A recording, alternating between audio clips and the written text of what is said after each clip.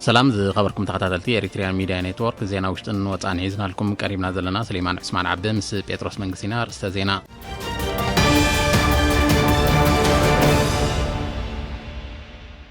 أب نوزبا حقاز برسات أقراب نمرقا وطئيتا وسراحي سلاسلالو نبرت من محدار كبابي معالدي سالا استطرنفو مسارتاو محبرا أو قلقلتات كم توارد اللهم قريتهم أب أمريكا بزعمة زي أستات 430 بليون دولار حصرت باجت كم زقات أمتقريتهم أب جرمن روسيا نزل عالمة الملكفنا فيروس تمزقيبو أب كتما كابول ناي روكيت متكعتات كم تخايدة تحبيرون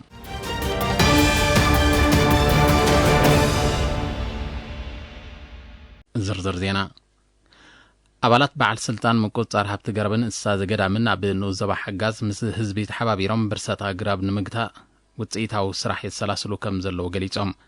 نساتم نيري نابزهابو حبريتا قونت نقحات حبرات السب بمبراخ تساتفو نمعزاز زكايد وطعري هبت قرب بحفشات انتاون تاريخاون أقراب دما بفلاي نمعقب تعق حلوان كلالاتاتن بمكياد نزبرو صاب حقي يقربو مهلاهم حبيرهم حلفي بعل سلطان مقوطار هبت قربن انساز قدا من نبت نؤزبا أتو تخلايف سايه أبزعمة زين نفسه وكف من محدار كبابي ناي قزار إسا حلوة أقراب بممداب أدمع سراح تعمم كم زلان زيادة وتصيد دما مس نبرتن عبالات هزبا وسراويتن تواهيد كام سراح كم زدل زخاخيرون أتو تخلايف موداتا بزكايد تعوق وسقاساتن كتتلن عبد كابيتات اقر قدام صعدا انبا شتل عشرة بقو غلاس انچناقن إدام عرن هبتي قرب سالا زقبرو لزرلو حلوة أب صبوق درجة كم زركب أب ممحدار كبابي أون جالي عد فاكاي بادوبن كبابيتات عد نصورنجن حالي فزر برسات مقتي نخقبرلو كل موغنات ببشانخم قديم كقبرو تصويعون نبرتي ممحدار كبابي معالدي نوزوبا عتكليزان قدمي 3 عامات بزوسدوه ناي متر نفس قمتي أبزئ وانزي مسرتاوي محبراوي أقلقلوتات كروخبون نتفتات حرشا كسفحون كم زبقعو قليتهم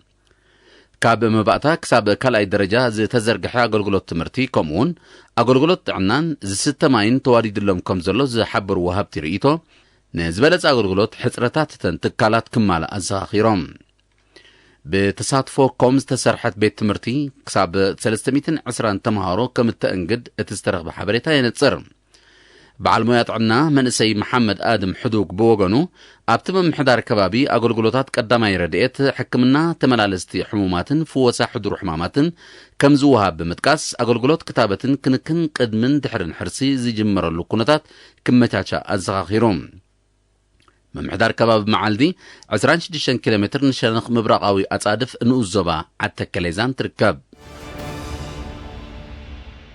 مع كان مخاطر كوفيد-19 مسسان اب وشتن وصان زنوبر زيغاتات زجمرو غنزبا وفياتات يقتل كم زلو منستر طعنا ناب ايرينا زلاخو حبريتا ينصر باز مسرت محبر متحجاز حربኛታት ድብነት 5000 ናቅፋ محبر متحجاز ቤት ትምህርት ሰውራ ነበር ኃይል ባህሪ 5000 ናቅፋ محبر متحجاز مدهاني عالم قطر خلته كتمكرن 3 كمون محبر مدهاني عالم تولادو واسدنبا تقماتو كرن تكال سنه صباغ صغر راسي حداس صغاي متحجاز ኢየሱስ تولادو براقيت نوزو بعد خلا نبرت اسمران محبر متحجاز فيا جرمن كحوتان نفس وقفم 1000 نقفا بركيتهم بتمسسالي محبر اوانس تولدتي دبزانا نبرتي أسمرا محبر متحجاز زايدو كولم اندفرا محبر متحجاز بيت مرتي سنكينة وينان محبر متحجاز بعل مريم دك أحدري مريم عدو كولم ششح نقفا وفيوم بزي كازي بركز زبول زيغاتات بولكي أستاذ 7 نقفا أب حساب هاجراو بانك أتاوي كم تقبرو تزبط حن حبريتا ينتصر أب حوسي كتم حجاز أب النتوان من إسيات زودبو وفرا متصقان مسمرات مقعزيا إيكايدان لهم اتوم من اسيات زغنو زلو ناي قطران مسمر اب منقسقاس تشكركرتي صقمات كفطرن طنق حدغا كخون مصنحو زحبره وكيل ارينا بولنتوم زدلي ناو تسرح حواريدوم يسلاسلو كم زلو ابريوم ارينا استوقستهم تساتفتي اتي ماطتاو سراح ادمعنت كله دغف محدار كتما بمحتات كاب سراح وصا كوين زلو ناي غودنا مبراتي صقنا كغبرلو صويعم مرحت مكاين بوغنوم اب غعزوم كاب مسمر كوصو زغددوم زنبره مسمر نمصغان نزتوسده تبغسو بممغاس كل زملكتو اكل كدغاغفوم صويعم መንስያት ሓጋዝ ኣቐዲሞምን ኣብ ምክልኻል ኮሮና ቫይረስ ምሕጋዝ ጽጉማት ስድራ ስዋኣት ጉልበታዊ ሓገዛት ከም ዝገበሩ እቲ ዝበጽሓና ሓበሬታ የነጽር።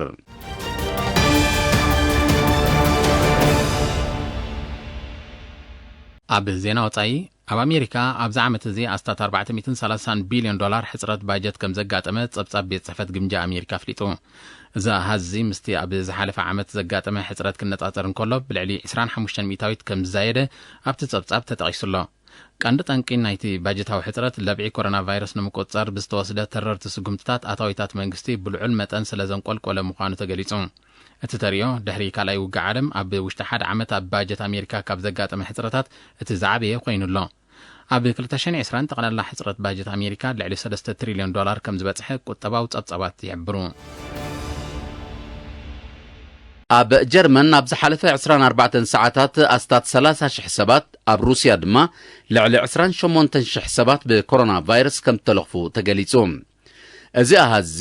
እቲ ለብዒ ካብ ዝጅምር ኣብ ክልቲአን ሃገራት ኣብ ውሽጢ ሓደ መዓልቲ ካብ ዝተመዝገበ መልከፍቲ እቲ ዝለዓለ ምዃኑ ጸብጻባት ሓቢሮም። ብዘይካዚ ኣብ ሩስያ ኣብ ውሽጢ ሓደ መዓልቲ ልዕሊ 600 ኣብ ጀርመን ድማ ኣስታት 590 ሰባት በቲ ቫይረስ ብምማቶም ኣብተን ሃገራት ከቢድ ጥዕናዊ ሻቕሎት ፈጢሩሎም። መራሒት መንግስቲ ጀርመን አንገላ መርከል እቲ ለብዒ ዘውርዶ ዘሎ ሰብኣዊ ክሳራታት ንምውጋድ እገዳታት ምንቅስቓስን ቅጥዕታት ማሕበራዊ ምርሕሓቕን ጸኒዑ ከም ዝቕጽል ብ9 ታሕሳስ ምሕባራ ይፍለጥ። መንግስቲ ጀርመን ድሕሪ በዓላት ልደትን ሓድሽ ዓመትን ኣብያተ ምግብን መስተን ዝርከቦ ትካላት ወሃብቲ ኣገልግሎት፣ ሲነማታት፣ ማእከላት ቲያትርን ህዝቢ ብብዝሒ ዝእንገደሉ ካልእ ትካላትን ክዕጾ፣ መስርሕ ምምሃርን ምስትምሃርን ድማ እንተወሓደ ክሳብ 10 ጥሪ 2021 ክቋረጽ ከም ዝኽእል እዩ ዝእምት ዘሎ። ኣብ ጀርመን ጠቕላላ ቁጽሪ ብኮሮና ቫይረስ ዝተለኽፉ ኣስታት 1.3 ሚልዮን ናይ ዝሞቱ ድማ ኣስታት 22,000 በፂሑሎም። ኣብ ሩስያ ክታበት ጸረ ኮሮና ቫይረስ ክዕደል ጀሚሩ እኳ እንተሎ መልከፍቲ ኮሮና ቫይረስ ግን ይዛይድ ከም ዘሎ ይግለጽ። በዚ ድማ ተፋኺሱ ዝጸንሐ ማሕበረ ቁጠባዊ እገዳታት ዳግማይ ናይ ምጽናዕ ስጉምቲ ክውሰድ ከም ዝኽእል ግምታት ኣሎም። ቅልውላው ኣፍጋኒስታን ንምዕራፍ ዲፕሎማስያዊ ጻዕርታት ኣብ ዝካየደሉ ዘሎ እዋን ትማሊ 11 ታሕሳስ ኣብ ከተማ ካቡል ናይ ሮኬት መጥቃዕትታት ከም ተኻየደ ካብቲ ከባቢ ዝተፈነወ ዜና ኣረዲዩ። በቲ መጥቃዕቲ ኣብ ልዕሊ ህይወት ሰብ ብዛዕባ ዝወረደ ክሳራ ዝገልጽ ሓበሬታ እኳ እንተዘየለ ከቢድ ንዋታዊ ዕንወት ከም ሳዕበ ግና ሰብ መዛ ኣፍጋኒስታን ሓቢሮም። ናይቲ መጥቃዕቲ ሓላፍነት ዝወሰደ ኣካል ዛጊድ ከም ዘየለ እንተኾነ ግና ዕጡቕ ጉጅለ ጣሊባን ወይ እውን ዳዕሽ ክኸውን ከም ዝኽእል ይእመት። ከተማ ካቡል ዒላማ ዝገበረ መጥቃዕቲ ሮኬት ክካየድ ኣብ ውሽጢ ሓደ ወርሒ ንኻልኣይ ግዜ ምዃኑ ጸብጻባት ይጠቕሱ። እዚ ተደጋጋሚ ፍጻሜታት ኣስታት 10 ዓመታት ዘቑፀረ ቅልውላው ኣፍጋኒስታን ብሰላም ንምዕራፍ ንዝካየድ ዘሎ ዲፕሎማስያዊ ጻዕሪ ዘዕንቅፍ ምዃኑ ናይ ቀረባ ተዓዘብቲ ይሕብሩ። ኣብ ወርሒ ለካቲት 2020 ምስ ኣሜሪካ ስምምዕ ሰላም ዝኸተመ ጉጅለ ጣሊባን ምስ መንግስቲ ኣፍጋኒስታን እውን ዝርብ ጀሚሩ ከም ዘሎ ይፍለጥ። ኣብ 2001 ኣብ ኣፍጋኒስታን ብዝተገብረ ግዳማዊ ወተሃደራዊ ምትእትታው ዝተፈጥረ ጸጥታዊ ቅልውላው ንምህዳእ ኣቐዲሙ ዝተኻየደ ፈተናታት ከም ዘይተዓወተ እዩ ዝግለጽ። ሞሮኮን እስራኤልን ብመንጎኝነት ኣሜሪካ ዝምድነአን ናብ ንቡር ክምለስ ከም እተሰማምዓ ፕረዚደንት ዶናልድ ትራምፕ ብ10 ታሕሳስ ኣብ ውልቃዊ ናይ ትዊተር ገጻቱ ብዘስፈሮ ሓበሬታ ኣፍሊጡ። ነቲ ስምምዕ ታሪኻዊ ክብል ዝተቐሶ ፕረዚደንት ትራምፕ ኣብ ምርጋጽ ሰላምን ብልጽግናን ዞባ ማእከላይ ምብራቕ ልዑል ደገፍ ከም ዘለዎ ሓቢሩ። ክልቲአን ሃገራት እታ ሓንቲ ኣብታ ካልአይቲ ዲፕሎማስያዊ ማእከል ክኸፍታ ኣብ ስምምዕ ከም ዝበጽሓውን ተገሊጹ። ብዘይካዚ ኣብ መንጎ ክልቲአን ሃገራት ቁጠባውን ባህላውን ሽርክነት ክህሉ ኣብ ምርድዳእ ተበጺሑሎም። በዚ መሰረት ሞሮኮ ዝምድናኣ ምስ እስራኤል ዘመሓየሸት መበል 9ይቲ ዓረባዊት ሃገር ኮይናላ። ዝምድናታት እስራኤል ምስ ሃገራት ዓረብ ንምምሕያሽ ብመንጎኝነት ኣሜሪካ ዝካየድ ዘሎ ዲፕሎማስያዊ ጻዕሪ ኣብዚ ዓመት ጥራይ እስራኤል ምስ ሕቡራት ኢማራት ዓረብ፣ ንግስነት ባሕሬን፣ ሱዳንን ዝምድናኣ ንምምሕያሽ ከም ዝኽኣለት ይፍለጥ። ወከልቲ ኣባል ሃገራት ኤውሮፓ ሕብረት ብ10 ታሕሳስ ኣብ ከተማ ብራስለስ ኣብ ዘካየደው ኣኼባ ኣብ ሓድሽ ሰነድ ሸቶታት ክሊማ ኣብ ስምምዕ ከም ዝበጽሑ ተገሊጹ። እዚ ሓድሽ ሰነድ እቲ ሕብረት ኣብ 2050 ካብ ዝትፋእ ካርቦን ነጻ ክኸውን ንዝወፀ ውጥን ኣብ ምትግባር ልዑል ዕጃም ከም ዝህልዎ ተገሊጹ። ፕሬዚደንት ቤት ምክሪ ኤውሮፓዊ ሕብረት ቻርልስ ሚሸል ኣብ ዝሃቦ መግለጺ መጠን ዝትፋእ በከልቲ ጋዛት ክሳብ 2030 እንተወሓደ ብ55 ሚእታዊት ንኽጎድል ኣባል ሃገራት ከም ተሰማምዐ ሓቢሩ ኤውሮፓ ሕብረት ኣብ መንጎተን ተሪር ሕግታት ምንካይ ዝትፋእ ጋዛት ዝጠልባን ምንጭ ጸዓተን ብልዑል መጠን ኣብ ከሰል ዝሙርኮሳን ሃገራት ኣብ ምርዳእ ክብጻሕ ብዘይምኽኣሉ ዘውፅኦ ክሊማዊ ውጥን ኣብ ምልክት ሕቶ ወዲቑ ምጽንሑ ይግለጽ ምስቲ ጉዳይ ቅርበት ዘለዎም ኪላታት እዚ ተበፂሑ ዘሎ ስምዕ ንበይኑ ኣኻሊ ከም ዘይኮነ ከምኡውን ኣባል ሃገራት ነቲ ሸቶ ንምውቃዕ ኣብ ዝኽእል ባጀት ገና ኣብ መደምደምታ ከም ዘይበጽሓን ይረዱ